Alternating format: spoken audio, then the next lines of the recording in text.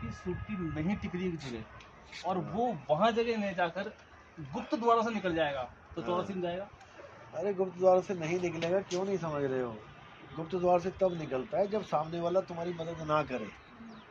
जब सामने वाला बैठा है हाथ खींचने के लिए, वो कह रहा है तू बस थोड़ा सा हाथ तो ऊपर कर, वो कह रहा है तू 1 कदम तो चल, मैं 100 कदम चलूंगा, कह तो रहा है वो, और इससे ज्यादा क्या बोले। इसको कहते हैं विश्वास की कमी। क्या हो जाएगा, ये हो जाएगा, अरे भैया बोल दिया ना कि नहीं होगा कुछ भी। तुम्हारे ऊपर ही है सब कुछ, होना ना होना जो तुमने मन में बना लिया विचार वही हो जाएगा। इसी को बोला नलनी के सुगना तोहे कौन पकड़ी। ये यार ये रिकॉर्डिंग करते हैं बैठ के नलनी के सुगना तोहे कौन पकड़ी। अरे तोते तुझे कौन पकड़ सकता है? अगर तूने सोच लिया हाय मुझे इसने पकड़ लिया तो पकड़ ही लिया, और अगर सोच लिया कि मुझे कौन पकड़ेगा तो कौन पकड़ेगा तुझे? कोई नहीं पकड़ता। पूछो पूछो सवाल पूछो। आप मेरी रिकॉर्डिंग निकलोगे। हाँ फिर सत्संग में कहा था आपने कि संत चाहे तो अपने मालिक से अरदास लगाकर अपने शिष्यों को तार दे। ये बात आप पर भी लागू होती। तार रहे हैं। हाँ, अरदास लगा के तारा जाता है, कोई संत थोड़ी नहीं। वो तो बोल दिया ना कि राम है दाता मुक्ति का, संत जपावे नाम। बिल्कुल। अब इसको कैसे समझाया जाए लोगों को? संत अरदास ही कर रहा है, हर सत्संग में यही अरदास होती है कि परमात्मा इनका विवेक जगाओ। बिल्कुल। अरदास लगाइए कि नहीं? बिल्कुल, हर सत्संग में लगाइए। हाँ यही होता है। तो अगर मैं ही विवेक दे रहा हूँ तो अरदास किससे लगा रहा हूँ? मालिक से। सही बात है। अगर मैं ही विवेक देने वाला हूँ तो फिर अरदास किससे लग रही है? सही बात। मैं ही मुक्ति देने वाला हूँ तो अरदास किससे लगाएंगे? सही बात है। तीसरा सवाल है आपका, हम हमारे पिछले जन्मों का भार कैसे खत्म कर सकते हैं? देखो, सारे कर्मों का, पिछले जन्मों का नहीं, टोटल कर्मों का भार अकर्ता होके खत्म किया जा सकता है। अगर तुम धीरे धीरे कहो कि कर्मों का भार उतारूं तो इतने जन्म है कि तुम्हारी हालत खराब हो जाएगी सोच सोच के। बिल्कुल सही है आपकी बात। इतने कर्म उतारने के लिए उतने जन्म लेने पड़ जाएंगे तुम्हें इसी जन्म में अकर्ता बना दिया, सारे कर्म खत्म, जन्मों जन्मों के कर्म खत्म। बिल्कुल। तो ये अवस्था का ज्ञान है। ये बैठने में मन लगता है लेकिन सुर्ती नहीं टिकती, क्या करें? मन लगता है सुर्ती नहीं टिकती, क्या बात है। तो मन को लगा के रखो, सुर्ती भी टिक जाएगी। अभी वो कह रही मेरा मन नहीं लगता। देखो, मन और सुर्ती एक साथ ट्रैवल करती है हमेशा। नहीं, मन तो करता है कि बैठे, उठ भी जाता है टाइम से। हाँ, पर है ना, बैठते हैं ना उस वक्त। देखो, हमारा काम केवल एक है, हमारा काम है गुरु के कहे पर चलना। बाकी सब भूल जाओ, मन अपना काम कर रहा है। मन का काम है सूरत को भटकाना है, 24 घंटे भटका रहा है वो अपना काम में बड़ा तत्पर है। हम अपने काम में निठल्लू हो गए। हम भी तत्पर हो जाए। मैं कह रहा हूँ ना, 40 मिनट तक मन की दौड़ होती है। जहाँ तुम्हारी 40 पूरी हुई नहीं, बस वहीं पर उसका खात्मा हो जाएगा। एक राजस्थान में कहावत है ना, मियाँ मरो तब जानिए जब 40 होए। ये मियाँ यही मन मियाँ है। बस इसको मरा तब जानो जब 40 मिनट हो गए, तो अब समझो कि अब जाएगा, ये खत्म होएगा, नहीं तो ये उछलेगा, ये ले जाएगा तुम्हें भी साथ में। ज्ञान प्राप्त लेने के बाद भी त्रिगुणी माया का प्रभाव कम नहीं होता। देखो, ये तो जब तक संसार में हो तब तक रहेगा, लेकिन जब अकर्ता बन जाते हो तो इसमें से ऐसे निकल जाते हो जैसे मिट्टी में से भाप निकल जाती। कीचड़ है, कीचड़ पे सूरज की रोशनी पड़ी, कीचड़ है बिल्कुल, लेकिन कीचड़ पे जब सूर्य की रोशनी पड़ेगी तो वो जल अपने आप ही भाप बन के निकल जाएगा और मिट्टी सूखी रह जाएगी नीचे। तो धीरे धीरे धीरे होता है, ये एकदम नहीं होता, क्योंकि तुम संसार में रह रहे हो। पानी में रह के कहो मैं गीला ना हूँ, कोयले की खान की दलाली कर रहे हो और कहो मैं काला ना हूँ, ऐसा नहीं हो सकता। लेकिन एक तरीका बता दिया तुम्हें जी कि कैसे निकलना है, यहाँ से निकलोगे, उसकी चिंता मत करो। जब हम ध्यान में बैठते हैं तो शरीर कंपन करता है और बेचैनी होती है, क्यों? ये शुरुआती दौर में होता है। हाँ, हमेशा नहीं होता है, शुरुआत में होता है कंपन। यहाँ तक कि अगर तुम ध्यान से केवल शरीर को भी एकाग्र करोगे, हाथ को भी सीधा रखोगे ना, थोड़ी देर बाद हाथ ऐसे हिलने लग जाएगा। कितनी देर रखोगे सीधा? क्योंकि कंपन के द्वारा ही शरीर पैदा हो रहा है। हर चीज कंपन से ही चल रही है। दिल धड़क रहा है, वो भी कंपन है। दिमाग में नसें चल रही है, कंपन है। सांस चल रही है, कंपन है। फेफड़े फूल रहे हैं, कंपन है जी। कंपन है तो शरीर है।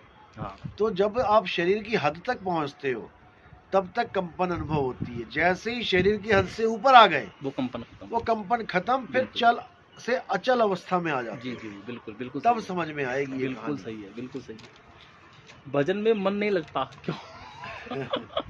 क्योंकि तुम्हारा मन ही नहीं कर रहा भजन करने को, तुम्हारा मन कुछ और करने को मिठाई कर रहा खाने का मन करता है इनका। अब ये है आगे, क्या लिखा है, पल पल काल की मौजूदगी महसूस होती है हाँ बिल्कुल। कि मैं पहले हूँ भक्ति बाद में, मैं पहले हूँ, भक्ति बाद में, हाँ। ऐसा मिले ना मिले, सही मिल गया तो मन लगे ना लगे, भक्ति बाद की बात है। पहले तुम्हारा जो दिख रहा है वो है फर्स्ट, फर्स्ट। लेकिन जब भक्ति करोगे तो ये पीछे हो जाएगा, जी क्योंकि तब सूरत पलट जाएगी। जी अभी मैं देख रहा हूँ तो मुझे सामने झंडा दिख रहा है, मैं पलट जाऊँ तो झंडा ही मेरे पीछे हो गया। हाँ बिल्कुल। परछाई है, मैं सामने परछाई देख रहा हूँ, भाग रहा हूँ, पकड़ रहा हूँ, ये मुझसे भी आगे भाग रही है। मैं पलट जाऊँ तो ये मेरे से पीछे हो गई। तो जो सामने दिख रहा है पहले तो उसको समझ लो कि जो दिखे सो माया। जो दिख रहा है वो माया है, जो नहीं दिख रहा है वो है अगोचर। जब उसको जानोगे तो ये पीछे हो जाएगा ज्ञान दृष्टि से, अज्ञान दृष्टि में नहीं। काल के कितने शरीर होते हैं? काल के कितने शरीर होते हैं? कितने रूप होते हैं? छह शरीर बताए हैं वैसे तो, लेकिन जो रूप है वो काल के नहीं, अनंत है, उसका कोई अंत वो नहीं नहीं, है। वो नहीं, केवल शरीर। हाँ, स्थूल सूक्ष्म कारण महाकारण केवल हंस, ये 6 शरीर बताए गए हैं। इसी में सारे पीर पैगंबर हाँ। औलिया जितने भी हमारे सपने हैं, जितने भी हमारे स्थूल शरीर है, ये सब इसी में आ जाते हैं। लेकिन जो हमारी विदेह अवस्था है वो इन 6 शरीरों से परे है, वो है मैन। वो है असली चीज। लोग इसी में उलझ जाते हैं कई बार। स्थूल सूक्ष्म कारण महाकारण केवल, इनको 5 मान के फिर जो हंस देही है उसको सत्य मान बैठते हैं। उसको कहते हैं छठी तुम्हारी है जगह, तू कहाँ चला भी गए। उसको हंस देही को मान लेते हैं कि छठी देही ही सत्य है, लेकिन ऐसा नहीं है। वो भी देह ही है, वो भी देह है, वो प्रकाश पुंज की देह है, वो भी बंधन ही है। बिल्कुल बिल्कुल। बूंद समाये, ये इनका सवाल है राम सिंह बघेल। बूंद समाये समुद्र में, जानत है सब कुछ।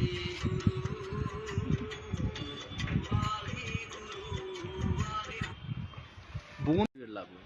ये आत्मज्ञान की तरफ इशारा है कि जैसे हम लोग कहते हैं हम जाएंगे सतलोक जाएंगे, सबको समझ में आता है हाँ ठीक है, इतनी आबादी है, हम सारी बूंदे जाके सतलोक में समा गए।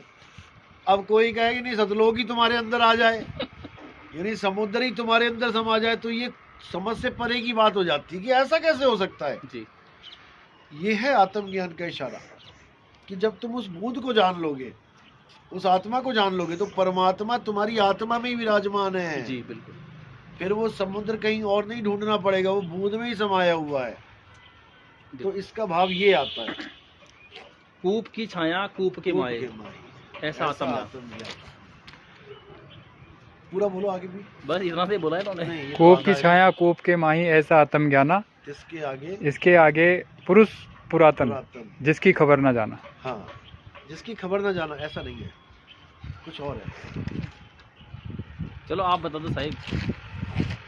इसमें शब्दार्थ में नहीं जाना है, इसके भावार्थ में जाना भावार्थ है। में जाना है। कूप की छाया कूप के माही ऐसा आत्मज्ञाना।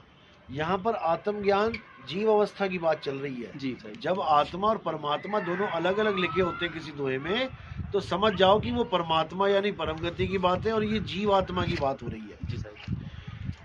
कूप की छाया कूप के माही, यानी कि जब तुम्हें कोई जीव ज्ञानी भी मिलता है, गुरु आत्मज्ञानी जीव ज्ञानी कोई भी मिलता है, तो जैसे कुएं की छाया को कुएं में ही ढूंढा जाता है, जी वो बाहर गिरती नहीं कहीं, तो तुम्हारी दौड़ खत्म कर देता है वो। जी बिल्कुल।